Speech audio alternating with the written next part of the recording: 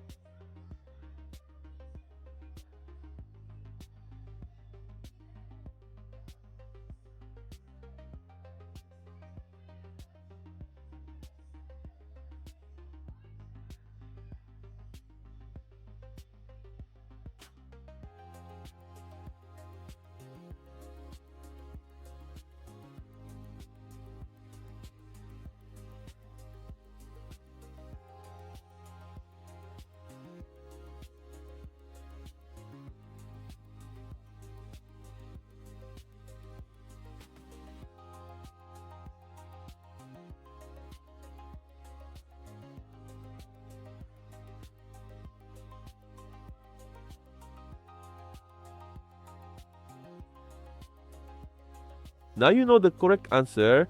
If you got it right, comment below. If you got it wrong, don't worry. This type of expression tricks many people. Leave your like and subscribe to the channel and follow the upcoming challenges. See you in the next video.